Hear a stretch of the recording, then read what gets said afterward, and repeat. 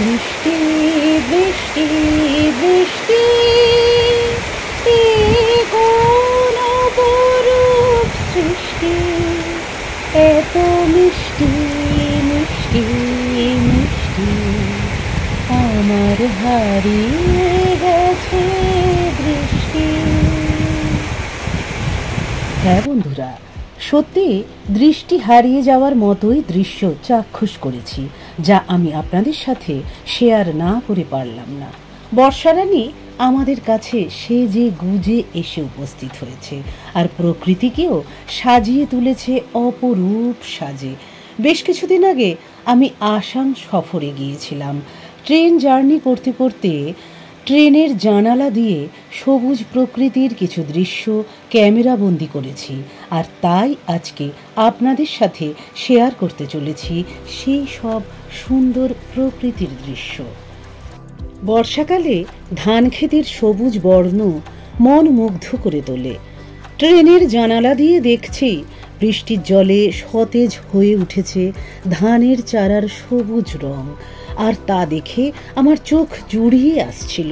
আমি জানি আমার মতো এই সুন্দর দৃশ্য দেখে আপনাদেরও অনুভব হচ্ছে সবুজ রঙে রাঙিয়ে যেতে।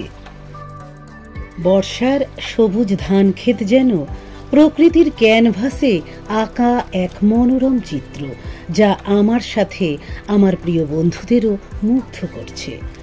বর্ষাকাল এলেই চারপাশের প্রকৃতি নতুন রূপে সেজে ওঠে। বিশেষ করে ধান ক্ষেত যেন সবুজ রঙের এক গালিচা বিছিয়ে দেয়। বৃষ্টির ফোঁটায় ভিজে সবুজ হয়ে ওঠা ধানের কচি কচি পাতাগুলো দেখলে মন ভালো হয়ে যায়। এই সময়ে কৃষকেরাও নতুন উদ্যমে ধান রোপণে ব্যস্ত হয়ে পড়েন, যা এই মনোরম দৃশ্য তৈরি করে।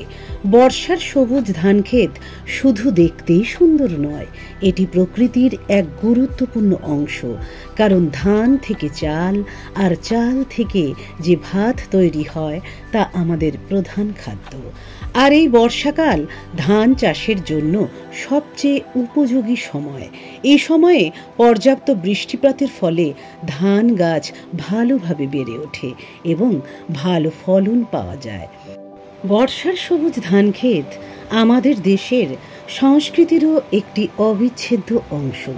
কবি, সাহিত্যিক ও শিল্পীরা এই সবুজ রূপ নিয়ে বহু গান, কবিতা ও গল্প রচনা করেছেন। এটি আমাদের লোককাহিনী ও ঐতিহ্যের একটি গুরুত্বপূর্ণ অংশ।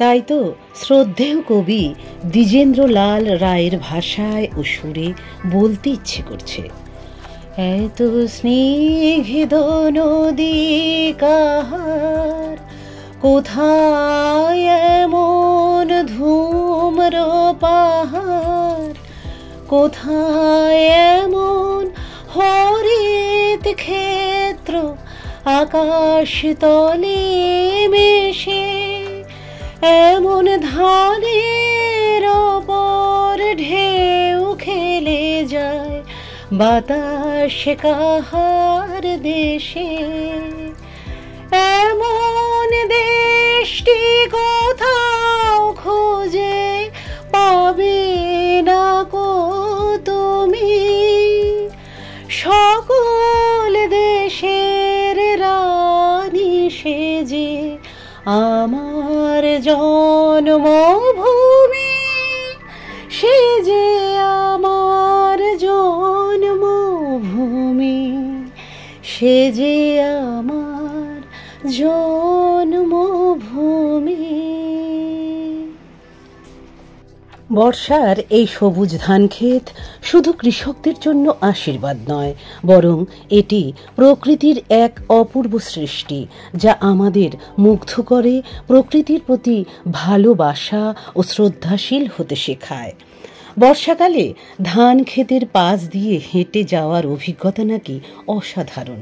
তবে আমি হেঁটে যাওয়া থেকে বঞ্চিত হলেও ট্রেনে চড়তে চড়তে ধান ক্ষেতের পাশ দিয়ে যাওয়ার সৌভাগ্য অর্জন করেছি, আর তারই কিছু দৃশ্য আমি আপনাদের সাথে শেয়ার করলাম।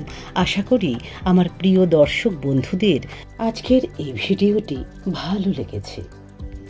আর এই ভালো লাগার অনুভূতি অবশ্যই কমেন্টের মাধ্যমে জানাবেন, আর সাথে ছোট্ট একটা লাইক আর বেল বটনটি কিন্তু অন করতে ভুলবেন না।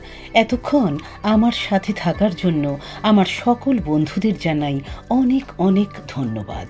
বন্ধুরা, আপনারা সকলে ভালো থাকবেন, সুস্থ থাকবেন, সাবধানে থাকবেন আর সব সময় হাসি খুশি থাকবেন। তাহলে আজকের মতো বিদায় নিচ্ছি। আগামীতে নিয়ে আসবো নতুন কোনো ভিডিও।